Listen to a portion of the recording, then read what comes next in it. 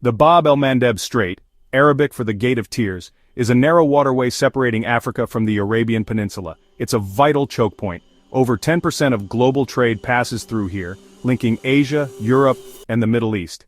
Any disruption sends shockwaves through global supply chains, as recent regional conflicts have shown.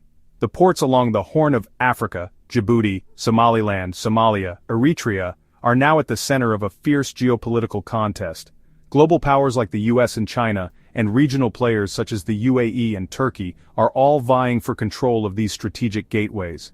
For the Horn's nations, foreign investment in ports offers a chance for economic growth, but also risks entanglement in great power rivalries. The stakes are high. Control over these ports means influence over global commerce and military positioning in a volatile region. The challenge for local governments is to leverage foreign interest for national benefit, without losing sovereignty or becoming pawns in a larger game. The future of the region, and the stability of global trade, is being shaped on these African docks. Djibouti, a tiny nation with few resources, has turned its strategic location into its greatest asset. Overlooking the Bab el-Mandeb Strait, Djibouti hosts the world's densest concentration of foreign military bases. The US, France, Italy, Japan, Saudi Arabia, and since 2017, China, all have military facilities here, sometimes just miles apart. This proximity makes Djibouti a symbol of the new global order, where superpowers compete side by side. China's influence goes beyond the military. It operates Djibouti's main port and has financed key infrastructure, making the country heavily indebted to Beijing. For Djibouti, this is a balancing act, monetizing its geography while managing the competing interests of rival powers. The country has become a crucial hub for both global commerce and military operations, but its autonomy is increasingly tested. Western capitals worry about China's growing leverage, while Djibouti tries to avoid being caught in the crossfire. The world's great powers are all here, but it's Djibouti's future that hangs in the balance. In this crowded outpost, the struggle for influence is as much economic as it is military. In Somaliland, the port of Berbera is more than an economic project. It's a bid for international legitimacy. Backed by a $442 million investment from Dubai's DP World, Berbera is being transformed into a modern commercial hub. For landlocked Ethiopia, Berbera offers a crucial alternative to Djibouti, reducing its dependence on a single trade route. The new Berbera Corridor Highway promises to unlock economic potential for both Somaliland and Ethiopia. In 2024, Ethiopia signed a controversial deal for naval access in exchange for possible recognition of Somaliland's sovereignty, sparking a regional diplomatic crisis. Somalia's federal government condemned the agreement, rallying allies like Egypt and Turkey to oppose Ethiopian influence. The Berbera deal has become a flashpoint, showing how port competition can redraw political maps and ignite regional tensions. In the Horn of Africa, ports are not just economic assets, they're levers of power and identity.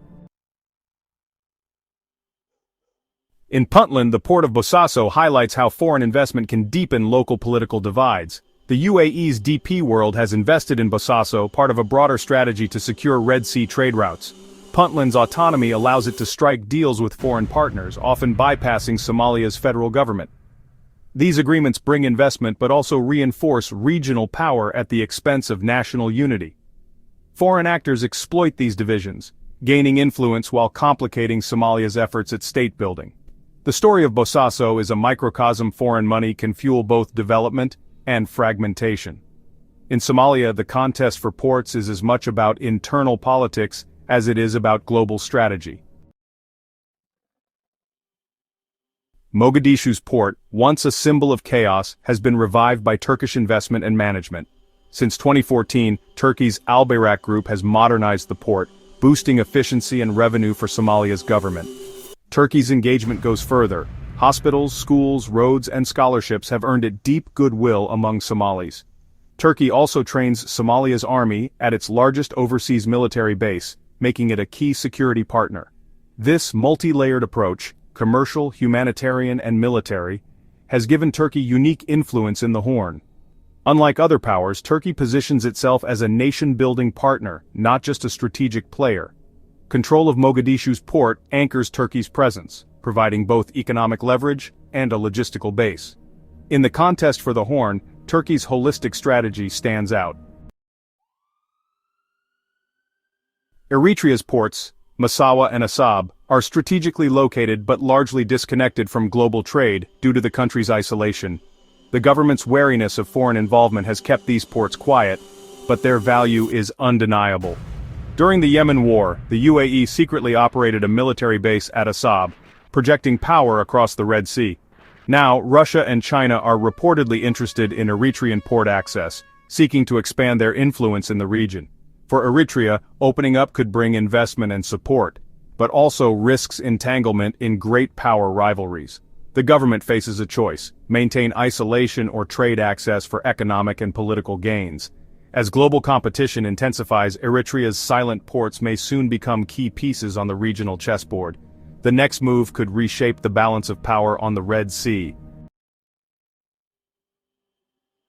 The Horn of Africa's ports are now the front lines of a new great game, a multipolar contest for influence and control. The US and China compete for primacy, while the UAE and Turkey use port investments to project power and secure interests. For local nations, foreign investment offers a path to development, but also the risk of debt, lost sovereignty, and proxy conflict. Ethiopia's deal with Somaliland has triggered a regional crisis, while foreign deals in Puntland deepen Somalia's internal divisions. The competition for ports accelerates both opportunity and instability, turning commercial projects into geopolitical flashpoints. The future of the Horn, and the security of global trade, will be shaped by how this contest unfolds. The challenge for the region is to harness investment without becoming pawns in a larger struggle. For the world, the stakes are clear. Stability here means stability for global commerce. In the Horn of Africa, the battle for the docks is a battle for the future.